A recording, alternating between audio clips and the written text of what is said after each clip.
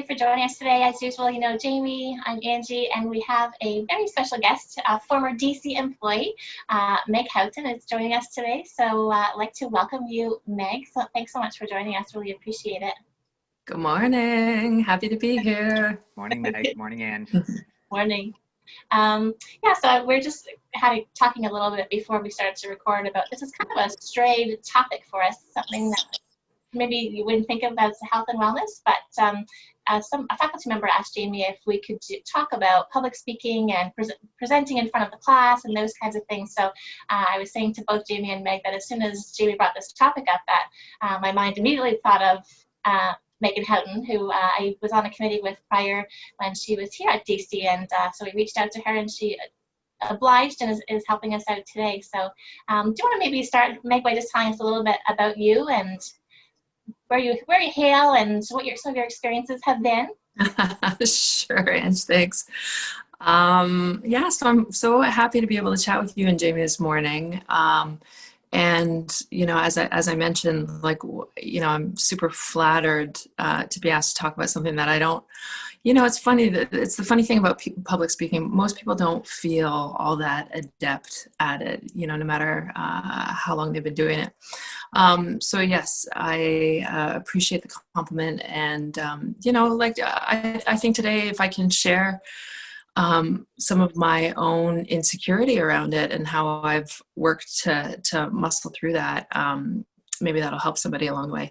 Anywho, I am from Northern Ontario. I grew up in the Sioux and spent 20 years up north, and then did all my formal education in the States, and have since I've spent 20 years working in higher education as a student affairs administrator. So I, you know, work with services like yours on a whole range of campuses to make sure that students have the supports and the foundation that they need to be successful. And, you know, outside of my professional life, I live in Tirana now with my sweet little sheepdog, and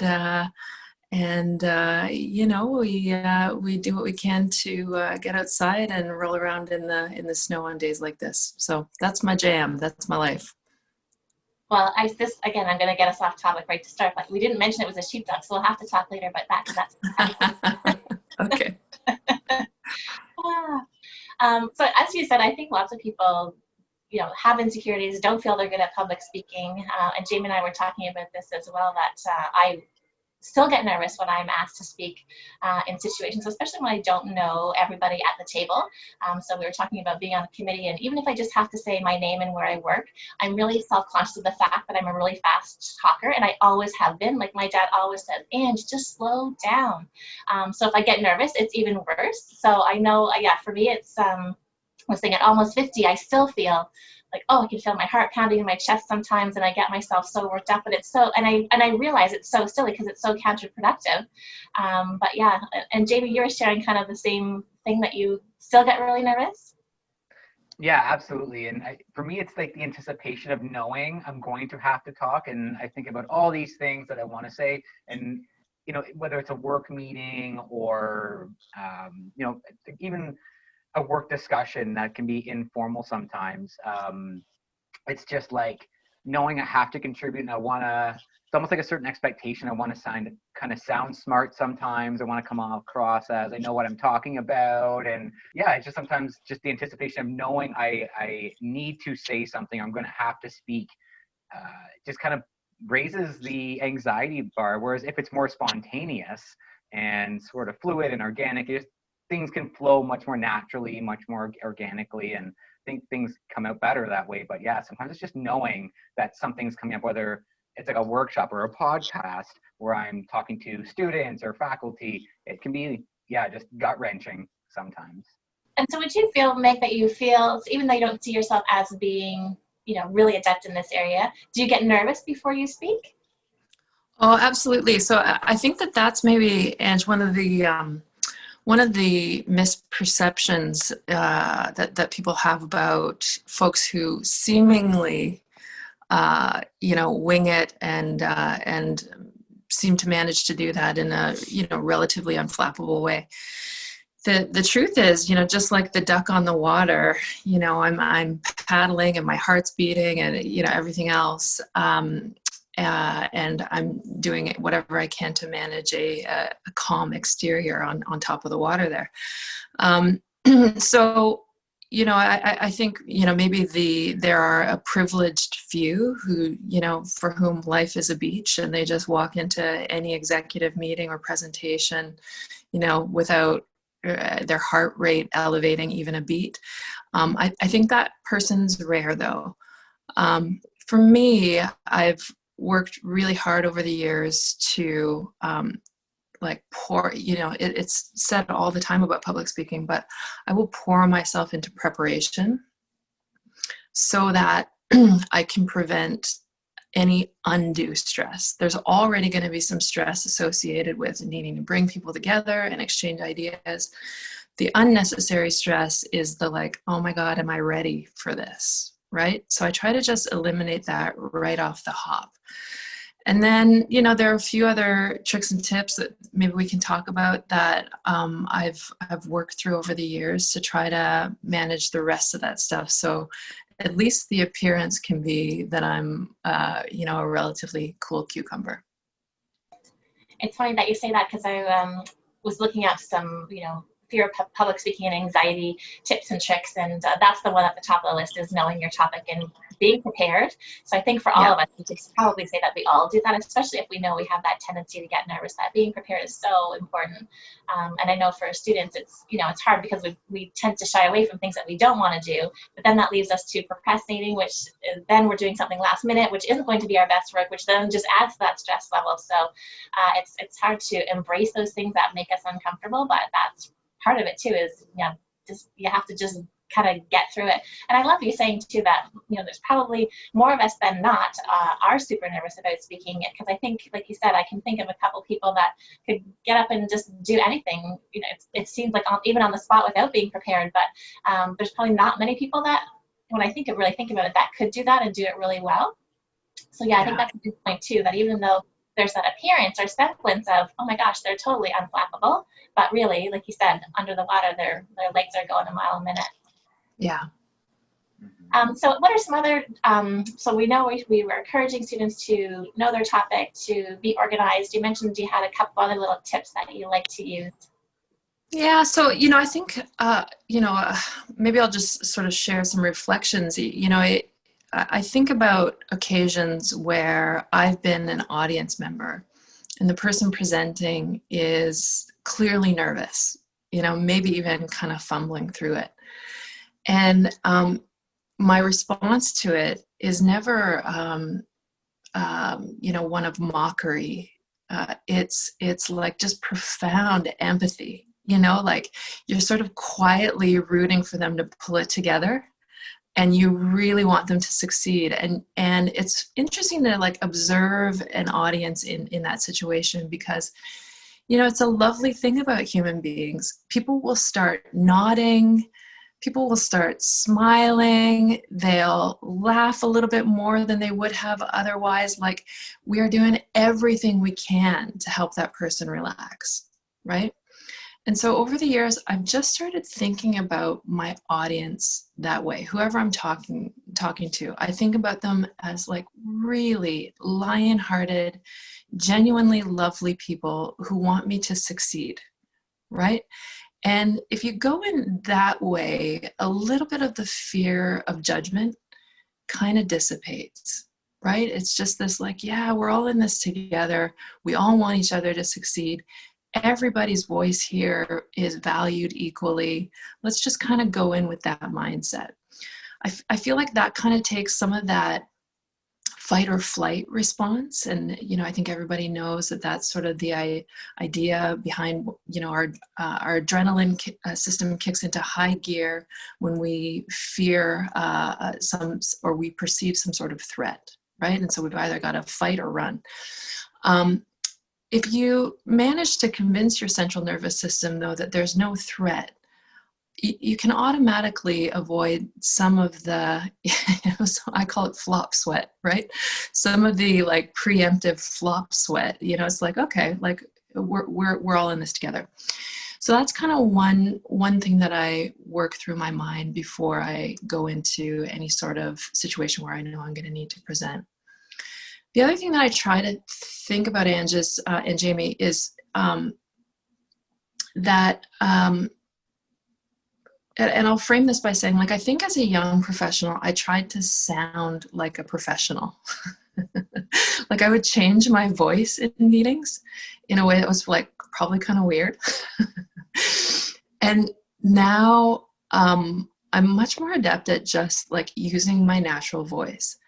I think people have, again, human beings are, really uniquely hardwired for empathy and for care, but we're also hardwired to detect BS. And when somebody is talking in a voice that isn't theirs, we know that really quickly. And if you are acting rather than speaking from your heart, you're automatically going to be more nervous. You're going to think like, oh, maybe I'll fool them a little bit, but gosh, the veil could come off at any moment. Or like, I'm not actually an expert on this, but I'm going to like pretend to be. Am I going to be fearing that tough question if I pose as an expert? So I just think it's important to be who you are in any context, to speak from your heart, and to accept your limitations. People will go with, statements like, here's what I know and here's what I don't know. Or, what I've read so far, what I'm feeling confident about is this much. There's a margin here that I just don't know, and I am not comfortable yet claiming expertise on, right? Like, that's just like, okay, great. I've got a disclaimer now, and I can engage on the parts that you say you know. Cool. And beyond that, there's just a relatability factor for people who manage to communicate authentically that really grabs people. And so, the political examples, I wish there were more heads of state that were female to draw from on this, but now we've got Kamala Cruz, and so we'll be able to talk about her a little bit more in future. But when you think about Obama and Bill Clinton, there was kind of like these are two guys who are wildly smart. They dropped the G's, they didn't go fishing, they went fishing. There was like an informality and a way of connecting with people where you've kind of just felt like, man, we could be in our living room having this chat. And I kind of feel like these guys are my friends. That's going to come through if you are being yourself, or if you allow, who you are to come through in whatever it is you're saying. And that's tough when you're young and you're sort of learning the code of a workplace, or, figuring out your environment. But, people who, and it's not fake confidence, it's just real. And that I think that there's a significant difference between those two concepts. And then I have, the one last trick that I do, and sorry, I'm just like babbling on. It turns out I did have a lot to say about this. There's a lot of research around being able to trick your mind. So it's normal to feel the jitters in your body before you speak.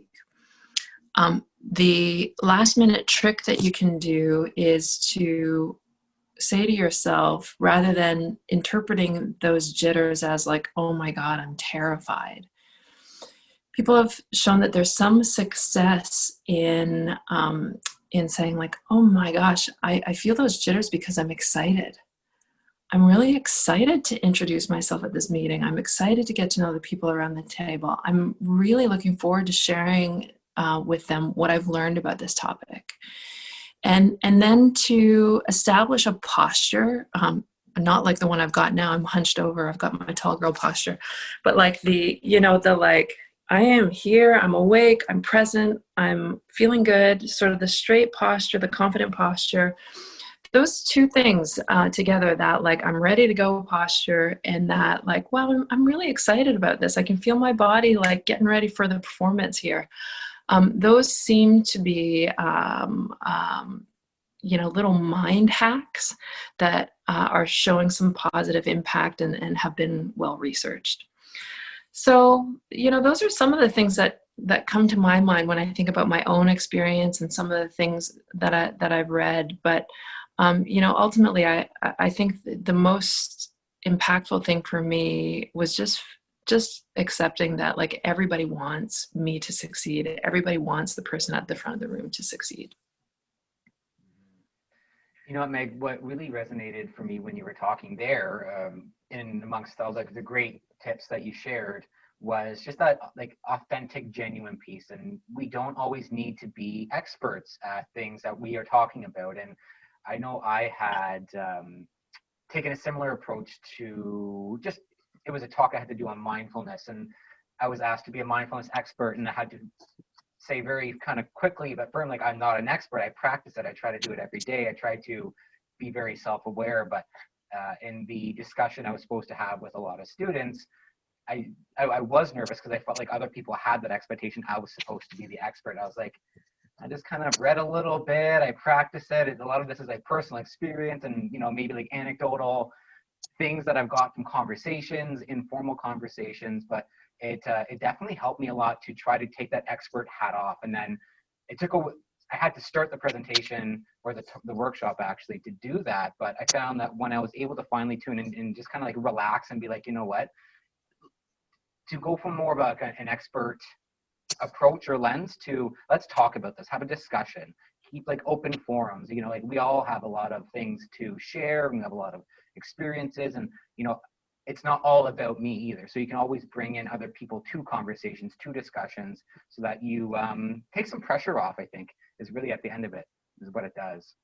Yeah, I hear you on that, Jamie. Like, and it seems to me like the, there was a time when information was not abundantly available. Now we can look up anything we want online, right? And so that's really like, the information exchange is only one part of why we get together to hear each other, right? Mostly now it's transitioning from like, here's a whole bunch of information that you could look up on Wikipedia yourself, to, like, I think the new imperative for workplaces are to synthesize various ideas, to build creative concepts, to engage more deeply in ideas and come to different conclusions. So, it's a major transition from like sort of hierarchical thinking about like who's got all the answers, to how do we make this work together and arrive at some sort of new thinking or new learning based on a whole range of voices. And if you think about it that way, like it can take some pressure off, because you're just one of those voices that are valued among many, right? You don't have to, hang a plaque or get a bronze statue in your name to have an opinion that's valued, that deepens the conversation. So, so I'm glad that resonates for you, and I really do think that that's the new imperative for how we meet and how we talk at work or in class, or like this is how learning happens now. And maybe a testament to that too is I recently, maybe 2 weeks ago, did a webinar, and afterwards I sent a survey monkey out to get people's feedback and asking about different parts and different elements of that webinar and what they liked most. Maybe that they valued most perhaps were the group discussions. I set up breakout rooms, and then let's say you pose a topic, and then people, they share, they're open, they're feeling like they can express themselves. And right. So that is what people liked most and got the most from, which was still in alignment with the purpose of the webinar and the things I was talking about. But it was just having that opportunity, I think, for people to share, to talk. And we're all human, and you talked about that sort of inclination for us to want others to do well, that empathy, right? And so I think that's a piece of it, is like, we also do want to be heard. We want to share, we want to use our voices, we want to talk about our experiences. So opening that up and just having that as an opportunity can go a long way to to just feeling comfortable, not just for yourselves, but for your audience too. Yeah. Yeah. And I've also found like occasionally, it's helpful if you feel a little jitter coming in your voice. Maybe you're talking about a hot topic or something like that, to sort of draw on that empathy that you're talking about by just saying, you know what, I'm going to say something that's hard for me to say, right? So sort of inviting people into what you're experiencing as a way to contextualize what you're about to say can actually add to how it lands, right? And also it can kind of explain, like, if your voice cracks or if your face is a little bit red or whatever, like it's because you're engaged and because you care about what's happening, and maybe something's a little bit uncomfortable. Well, just name it then, because then you're not going through the additional stress of trying to hide it, right? So like, okay, I'm a little nervous about this one, and here's why, but let's do this anyway, right? Or like, oh, I'm feeling a little bit uncomfortable about this, but here's what I've got to say. It just sort of naming it can help you move through the actual message a little bit more comfortably, I think. Absolutely. And sorry, Ange, I feel like I've been talking a lot. I'll shut up in a moment. But Meg, I've seen people open up with that, and then usually the audience laughs, and almost immediately you can tell people settle right in, the speaker settles in, and it's just that just the energy changes, the atmosphere changes. So yeah. I was going to add too, based on what you've just said as well, that whole idea of reframing. So if I do feel the jitters, also I try to, I taught a certification for people to become fitness instructors, and they had to, their last day of our actual practical, they had to present a warm-up, or any part of the workout really. And people, so we've been in the classroom together for 25 hours at this point, and done some practice and stuff. But people, when it came to that, where they were just on as a new kind of emerging instructor, they were like, they said, oh my gosh, I don't know if I can do this. I'm so nervous. And they're with maybe 10 other people. But I said, can you try to reframe it as in, this is my chance to show you what I can do. And I also say it's a good thing, like you had mentioned, if you are a bit nervous, that shows that you care. So if you didn't give a crap about this talk of this presentation, then you wouldn't be nervous. So I think that's reframing that too, that those nerves as, this is good because this shows that I'm invested in this topic or this presentation or this group fitness instructing piece that I'm just about to deliver. Because if you don't care, that comes off too. But it's funny, almost at the end of every single person, after they'd finished, I would say to them, how did that feel? I mean, I was so nervous, but I loved it. And most times they're smiling from ear to ear because they really have found something that they're really good at, and that they can do. It's those nerves of being emergent, and also just, I think that you do care, you want it to go over well. So I think those, you talked about it earlier, reframing those jitterbug feelings and in your belly as, this is a good thing because it shows that I'm in this. Yeah, and Ange, I think that it's so important, and I hope that this is another helpful thing for students to think about. Like, it's so important to do that, not just on the front end of a presentation, but in the reflection after, right? Because, and I think there's research on this too, like what tends to happen, and this is more common for women actually than it is for men. We will think about the one thing that we said that didn't go over very well. It's something crazy, like it's like 10 times more than men will. And it's not that men don't sort of think about that and go like, oh yeah, I could have done that better. It's just that they move on, right?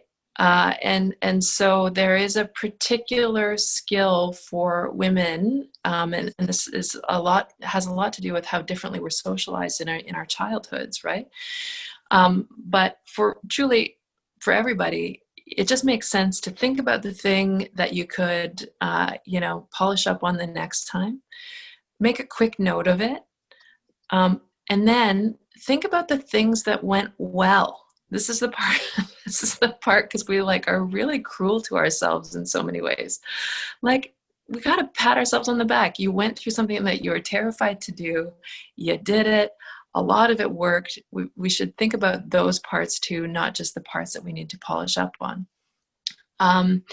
And something that I've tried to do over the years is really like commit 5 minutes, like, and this is when I like royally screw up, right? Like just the like, and I think that this is something that people maybe don't know, like screw ups will happen over the entire course of your career or your human life. Right? It's not like you become an adult of a certain age and they stop happening. It's just you learn to manage them better, right? And so one of the management techniques that I use when I really royally screw up is I say to myself, okay, I'm going to give myself 5 minutes to like really beat myself up about that, right? Because there's nothing I can do to change what happened. It was a royal screw up and everybody knows it. Now I'm going to give myself 5 minutes to say all the mean things that my mind is wanting to say to me about that, right? Like, oh my God, I can't believe you forgot that person's name or mispronounced the, you know, the president of the organization's name or, you know, whatever royal screw up it was. Here's my 5 minutes to say like, Houghton, you're a royal screw up. And then at the end of those 5 minutes, I am done thinking about that. And if the thought creeps in, I just like refuse it. Like just, no, I'm now done beating myself up over that. I am done. And then I will shift to positive affirmation. All right. What were the 1,000 decisions that I made this week that were like, okay, that helped to serve this place a little bit better, right? What were the parts of that presentation that were pretty darn good? Okay, so on the whole here, 1,000 things went well, and one really, you know, big lemon of a thing happened. Can I live with that? Yep. Is that something that I'm going to remember in 5 years? Absolutely not. Right. So, so really setting limits on your own self-deprecation, I think, is really critical. Absolutely. And like I saw you nodding too, Jamie, about, you know, we beat ourselves up about the things that don't go well, and they're, like you said, they're done. We didn't do them intentionally. It wasn't, you know, oh, I'm gonna really try to mess this up. It's just those things just happen.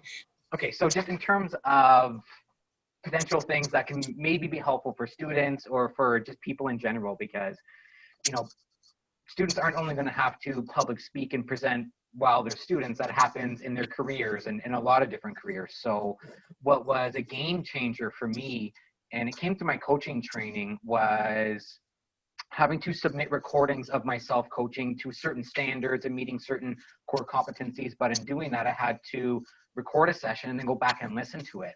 And so I got into like just how much I said, like little colloquialisms, and I would hear feedback often, just much like you, Ange. I would speak so fastly or so fast, and it seemed like normal pace to me, but when I listened to myself, I was like, holy geez, that is not how I interpreted it. That's not how it sounded in my mind. And maybe I'm doing that right now. I don't know. But it was a really interesting thing to hear yourself recorded. And then you can kind of go back and be like, I can be more mindful of how just about every sentence I want to start it with. And it takes some practice, and I still do it now, but I can catch myself, and instead of just letting that come out, I'll just pause for, it might even be a half a second or a second. It can sometimes seem like 5 seconds because you're sitting in silence, but it's funny because I can see myself wanting to do right now, but it's better. It kind of cleans up the speech a little bit. It makes you sound a little more, I think things flow a little bit better. But yeah, just that piece around listening to yourself recorded. Not to say that we should do that all the time, but if people want to record themselves presenting, you can really learn a lot from that. At least I did. Absolutely. I think so too. Yeah, and I did remember my point I was going to make earlier was don't avoid the chances to present and public speak when you can. And, you know, if you're in a group presentation and, you know, only one of you has to present, maybe you push yourself to do, you know what, can I do the introduction, or can I wrap things up at the end? Or I find students often want to avoid a presentation. That doesn't serve anybody. It doesn't serve you. It doesn't serve your group. It doesn't, and we can't learn unless we put ourselves in those situations. And I think we've mentioned it on another webinar that we've done, our podcast, that one of the things that I heard over during the pandemic was try to kind of live your life C+1.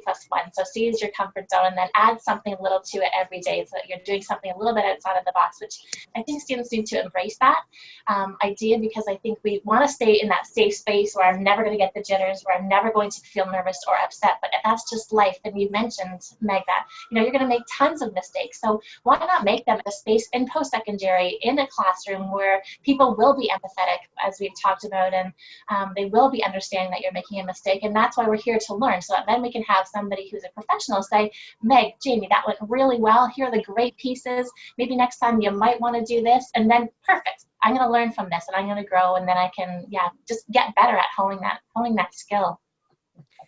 Yeah, it's a great way to make no mistakes is to stay on your couch watching Netflix, right? And there's a quote that comes to mind. I can't remember. I think this is, oh God, I can't remember who this is, but the quote is basically like, life grows or shrinks in direct proportion to your courage, right? And so what you're saying, is, it takes courage to get out there and engage with the world, to push yourself to grow, and to accept that part of that growth is failure. Kids don't get on a bike and rock it right away. You're not going to come to the front of a classroom or behind a podium and sound like Martin Luther King Jr., right? Like, it's just, it takes time, it takes practice, it takes, it's like a muscle that you have to develop. But the alternative of, just really getting married to what you perceive to be your limitations makes for kind of a boring life. So I'm all pro flop, but there's maybe something there. Just, a quick aside, that the business community in San Francisco has an open mic night, or they did before COVID anyway. And these really high performing professionals would get together and, drink beer and share their worst flops at work as the form of entertainment on stage, right? And I thought, how cool is that? It's a reframing of failure and a normalizing of failure among people who, have every sign of, at least every outward sign of success. And what I loved about it is that, two things: you get to learn from other people's mistakes. And two, they're adding levity to something that probably didn't feel that funny at the time. But reminds us that our time here is fleeting. You got to have a broad perspective on these things, and that most screw-ups are not so colossal that you can't eventually have a laugh about them, right? So kind of thinking about that on the front end for me is helpful, and after I screw up too, just okay, someday I'm going to have a laugh about this. Yeah, and I love that idea too about when you mentioned it earlier, it kind of ties into right now too, that will this matter in 5 minutes, in 5 days, in 5 years? Most of the things, again, coming back to framing, most of these things won't matter, and it isn't. We think it's a big deal at the time, but it isn't. So, if students even fail a course, yes, it feels awful at the time, but you're not failing life. You're just failing one course that's going to run again next semester, and you'll have a chance to redo it. And we do learn so much from those failures. So for me, for students, my one takeaway would be, don't avoid these opportunities. I know it's hard. Both Jamie, you, and I have all said that. We find them challenging still, but it doesn't prevent me from joining a committee and teaching and doing the things that make me a little bit uncomfortable, because I think it also brings me so much. Yeah. Doing podcasts. Absolutely. Nice. So maybe that's a nice way for us to wrap up then.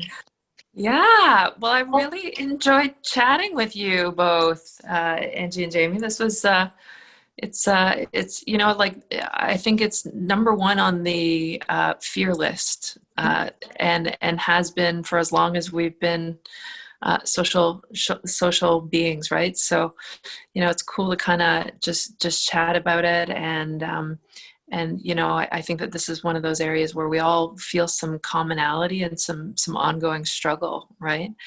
And so, you know, I hope that the students can grab onto at least one little nugget of this conversation, and minimally know that they're not alone, right? Like that this is deeply, deeply common experience, and that they too can muscle through it and be self-forgiving. Mm-hmm. Absolutely. Love it. Thank you. And thank you so much for joining us. I know it's that we've only had people, either students or staff from campus, so really appreciate that you're no longer here at DC, but just wanted to join us anyway. So thanks so much for your time. It was so nice to see you and chat. You too. Thank you, Angie and Jamie. Yes, thanks so much, Meg. Awesome. Stay fit and stay well, everybody. Sorry.